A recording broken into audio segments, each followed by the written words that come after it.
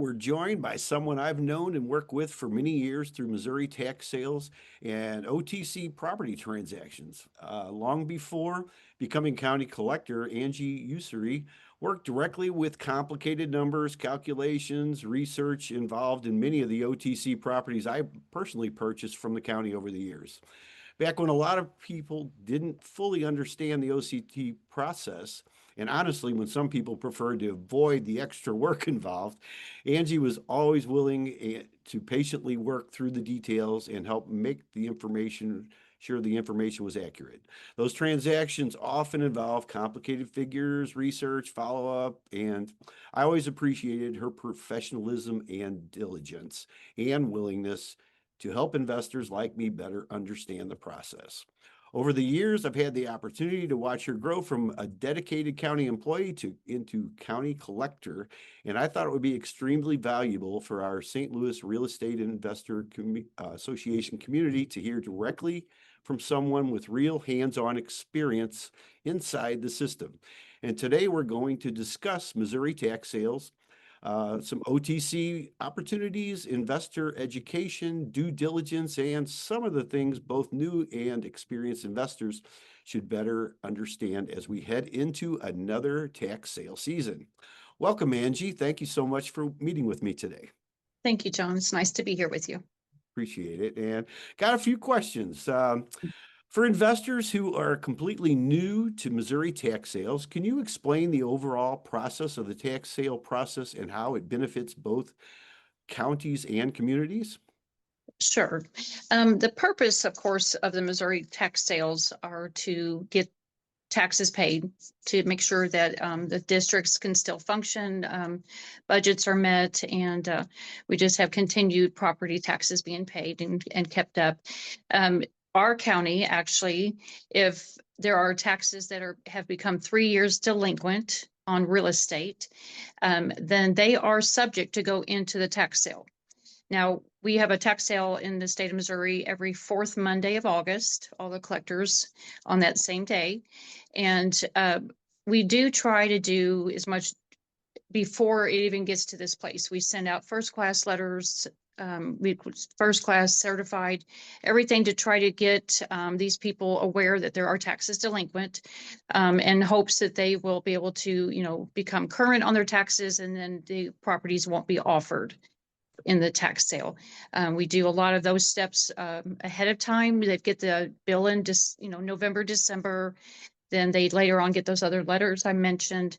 And we do all that we can to work with them. If you're 3 years delinquent or more, we have moved it to, you have till the end of June to make sure that you pay at least the third year or older to keep it out of the tax sale for at least another year. So we do go above and beyond trying to get these people every bit of assistance we can and make their lives a little easier before it goes in that status. But if it does not get paid, the 3 years that are due or more, like I said, if it's been offered before, a person that has a property that's a first year or a second year being offered, they actually have a year to still redeem the property. The third year properties, if it's the third time, then they have the 90 days, that they can redeem it. Of course, there's cost involved in it. Sometimes there's over surplus that happens. So we try to avoid that at all costs. But at the same time, once it goes into the tax sale, and people they're purchasing a tax lien, actually. That is something that a lot of people don't seem to know, that they're purchasing the lien and not actually the property at that time. Mm-hmm. Yeah, and many people only hear about the auctions themselves, but there are also, I know, in or OTC or over-the-counter opportunities afterwards. Can you maybe briefly explain how the OTC properties work and why investors should understand that process? Yeah, now in our county, we've always had a county trustee. So we have not done the over the counter, but I do have some knowledge of that.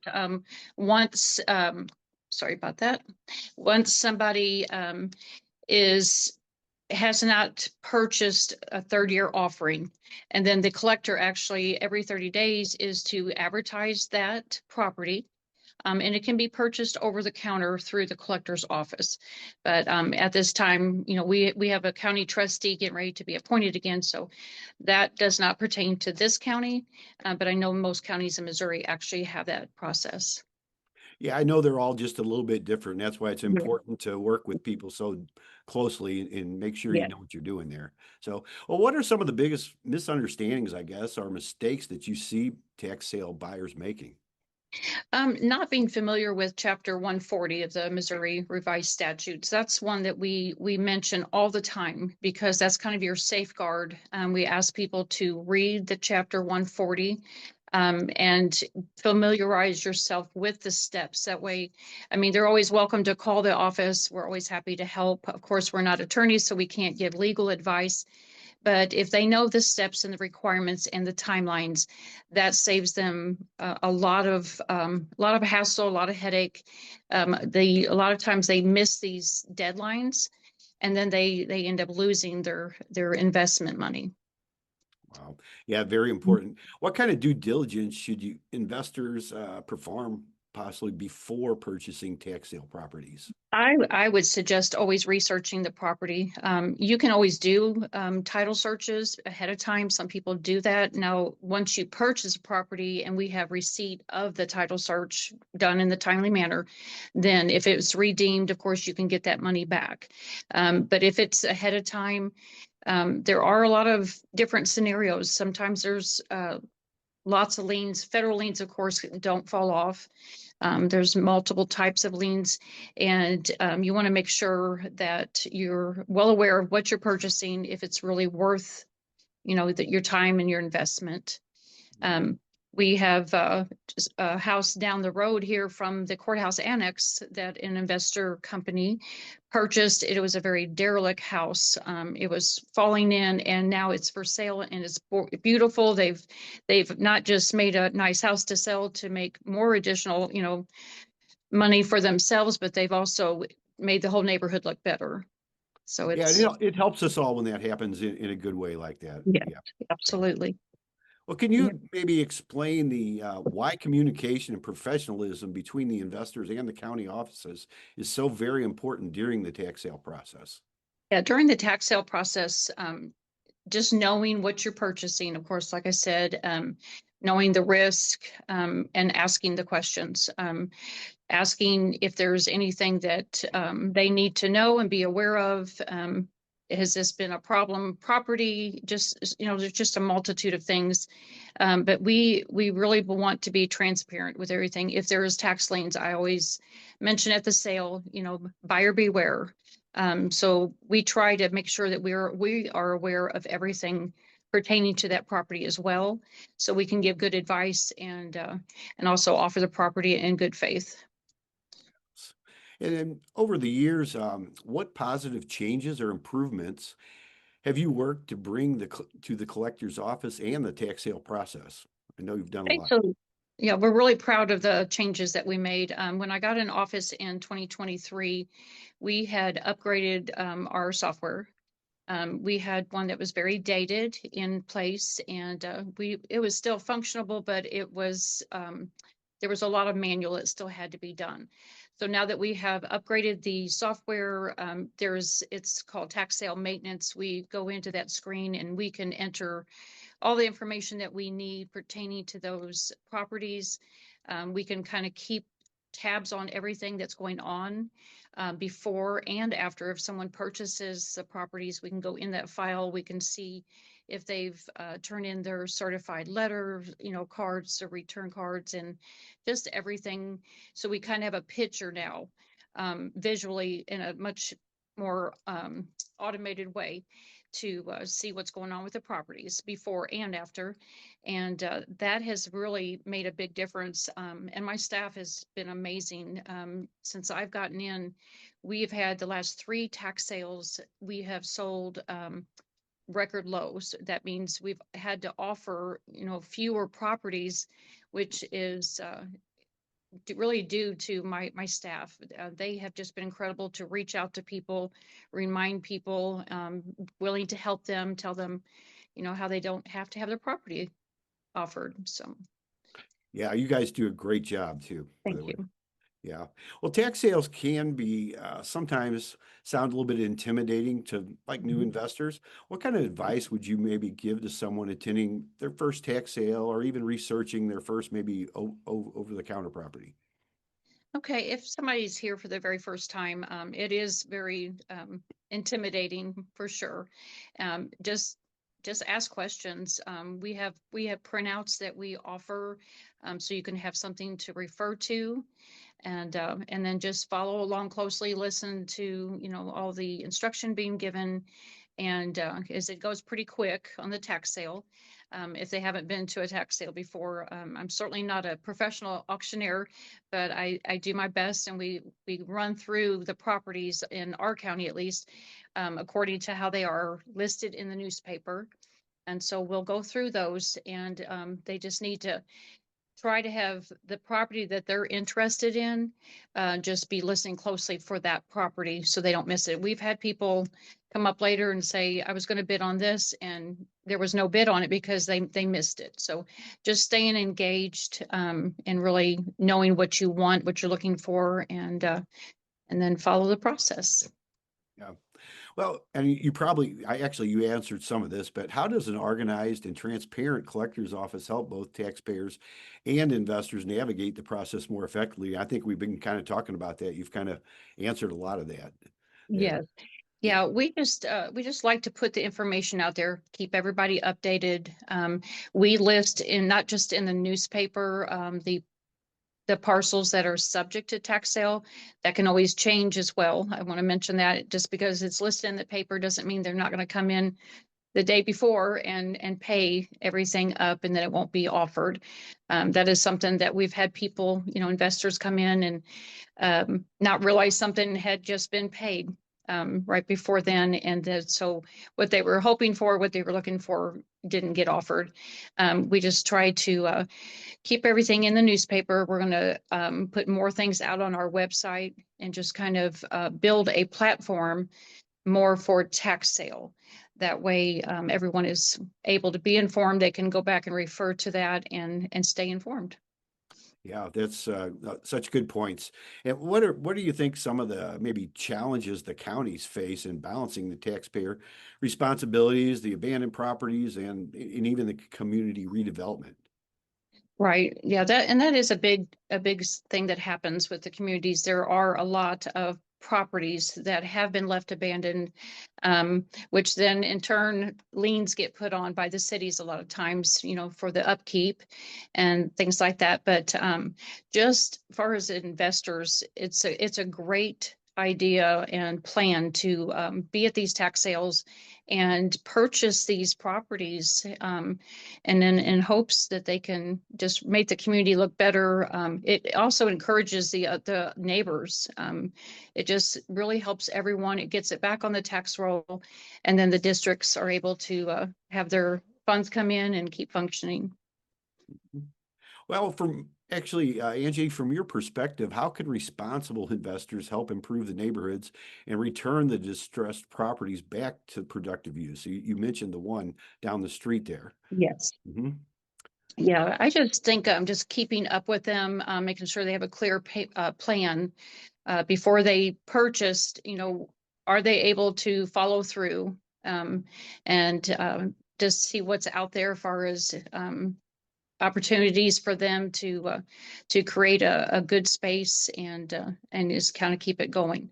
Yeah, we actually have had several in the last few years that I drive by every day, and I'm noticing how great they look. And it used to be a really bad looking place that was unkept, and it's just a part of being in the community and making everything better for everyone.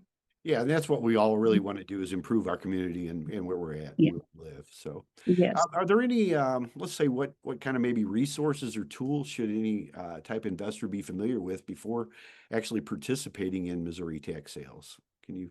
Just as far as the tax sales, there's not a whole lot you do before that besides your own research and kind of knowing what you're looking for. But also, just I go back to chapter 140 a lot. Just really know what it all entails, the risk and the benefits of being an investor. I really apologize for that. Oh, that's all good. Yeah, technology is not my expertise, so I appreciate you uh, doing that. Well, let me just ask you something personally. You've worked in this field for many years, Angie. What motivates you to continue serving the community in this role?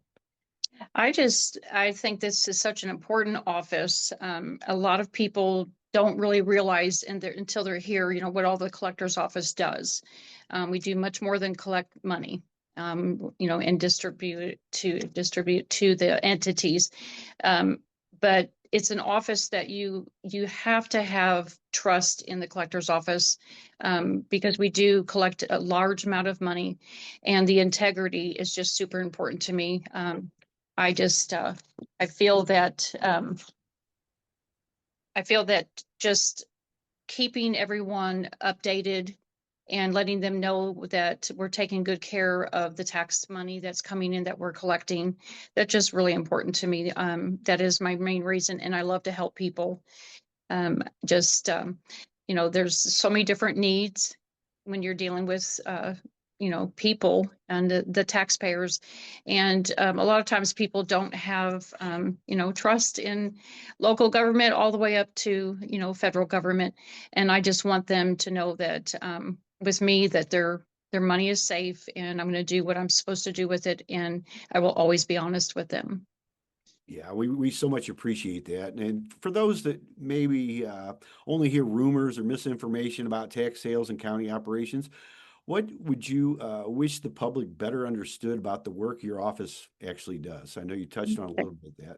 Mhm. Yeah, a lot of people, are in bad situations, and they just get behind. And I always say it's easier to get behind than it is to get caught back up. It's just really important to us that we help these people. A lot of people we've heard, they just automatically say, "Well, you're just trying to steal this from me. You're trying to take this," and really, we just want people to know that our due diligence is to help you, the taxpayer first, always first. And then we do have to follow the Missouri statutes and do things accordingly. You have to have them, the tax sale every year for those delinquent properties. But that's our most important thing, is to try to help these people retain their properties and give them integrity and a peace about that. So. Yes. Well, how important is experience and institutional knowledge when managing something as detailed and legally sensitive as collections and tax sales? Oh, it's very, very important. Just we just want to make sure that everybody is comfortable with coming here and knowing what they're getting, and don't feel like they've taken on more than what that they could or should have. And we just want to be a help to them. That is the biggest thing. And as far as misunderstandings, people are going to misunderstand, but we're here and we're able to help them with their misunderstandings and clarify anything they need us to. Okay, well, as we move into another tax sale season, which is Mhm. upon us, what are you most excited about or focused on improving for investors and the public just moving forward? Yeah, I really want to have my staff in places where they have a designated duties, and that's what we've tried to do these last few years. Just knowing what their part is in the tax sale process, and just being available for the investors. We did start few years ago to where we are doing pre-registration now. That's really made things a lot easier, not on just the taxpayers and the investors and the purchasers, but also the staff. You'd have to come in, you probably remember, come in early that morning at 8 o'clock, and you hope that you get through the line by the time the tax sale starts. So about a week out, we have it where you can pre-register, and then people just come in and they're done. So they come in that morning, they just get a bidder number, and then they just go upstairs to the third floor where we hold the sale. And it's just a more relaxed feeling now. That's not so much stress, to try to get everything in. Very, And very helpful. I know yeah, you've done a lot to improve it. And yeah, well, Angie, thank you I so much appreciate it. again for taking the time to share your knowledge experience with us today. I know that our STLREIA community will really appreciate hearing directly from someone who spent many years working inside the system and helping people better understand the tax sales process and the OTC opportunities. Your professionalism, experience, and dedication to serving St. Francis County has made a real difference for us investors, property owners, and the community over the years. Well, And I appreciate it.